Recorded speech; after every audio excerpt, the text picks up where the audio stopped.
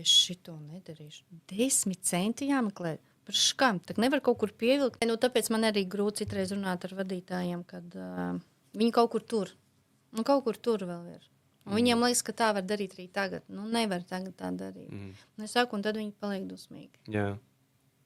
Un tad ir trakākais, kas var notikt grāmatvedē. Ir atšķirības starp jaunajiem un starp, kā saka, tiem, kas vēl nāk no padomju laikiem. Jaunajiem pacietības trūkst.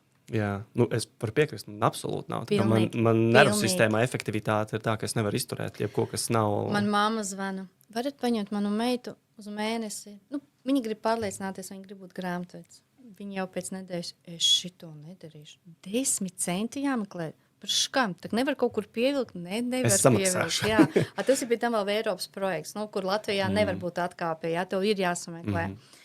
Kas tik sarežģīti? Pirms atved tur pavadzīmi, viņai saka, ka IVDDS pasties, vai ir Eiropas Savienības PVN maksātājs. Vai tas ir, viņa tad, ak, mans Dievs.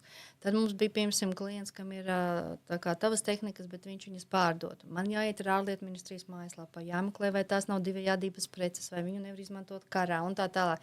Viņiem liekas, ka grāmatas tikai klikšķina pa datoru, un viss. Un viņi neredz to background. Un tad, kad viņi saprot, ka ir ļoti daudz vispār jālasa, jāmācās, un, kā es vienmēr saku, kad var likumu lasīt, nu, tad, kad jūs guļat slimnīcā, nu, tur daudz brīvlaika ir. Tad gan jūs varat lasīt, nu, vienīgi jānoliek telefonu, tāpat nos tagad ir TikTok un Facebook un viss kaut kas, tad nebija tāds lietas, bet ļoti daudz informācijas. Un tad viņi man arī daudzreiz saka, kā arī mazajā galvā, nu, tā kā par mani var tik daudz sajiet iekšā. Es saku, bet es neko citu nemācos.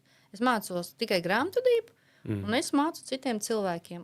Un viss es vairāk, nu, ne pa kreisi, ne pa labi, teiksim tā.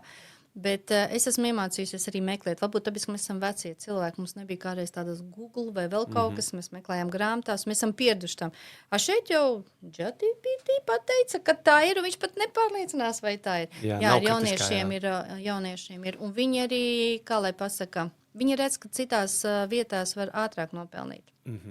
Šeit tomēr ir darbs.